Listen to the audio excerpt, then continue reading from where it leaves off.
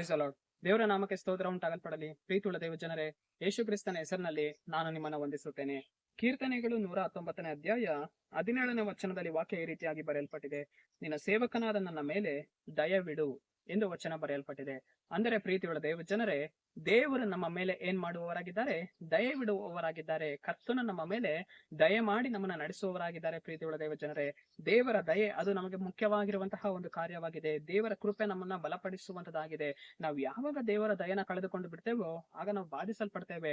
ನಾವು ಕರ್ತನ ಸಮ್ಮುಖಕ್ಕೆ ಹೋಗಿ ಪ್ರಾರ್ಥಿಸಬೇಕು. ಕರ್ತನೆ, ನಾನು ಈ ರೀತಿಯಾದ ಒಂದು ವಿಷಯಕ್ಕೆ ಕೈ ಹಾಕ್ತಾ ಇದ್ದೇನೆ ಸ್ವಾಮಿ, ನನ್ನ ಕುಟುಂಬದಲ್ಲಿ ಈ ರೀತಿಯಾದ ತೊಂದರೆ ಇದೆ ದೇವರೇ, ನಾನು ನಡೆದು ಹೋಗುವಂತ ಮಾರ್ಗದಲ್ಲಿ ದಯವಿಡು ಸ್ವಾಮಿ, ದಯ ತೋರಿಸು ದೇವರೇ, ದೇವರ ದಯನ, ಮನುಷ್ಯರ ದಯನ ನನಗೆ ಅನುಗ್ರಹಿಸು ದೇವರೇ ಎಂದು ಪ್ರಾರ್ಥಿಸುವಾಗ ದೇವರ ದಯೆ ನಮ್ಮ ಮೇಲೆ ದೊಡ್ಡ ಗುರಾಣಿಯಂತೆ ಅದು ನಮ್ಮನ್ನು ಆವರಿಸಿಕೊಳ್ಳುವಂತದ್ದಾಗಿದೆ. ದೇವರ ಬಲ ನಮ್ಮನ್ನ ನಡೆಸುವಂತದ್ದಾಗಿದೆ. ದೇವರ ಕೃಪೆ ನಮ್ಮನ್ನ ಪ್ರತಿದಿನವೂ ಸಂತೈಸುವಂತದ್ದಾಗಿದೆ.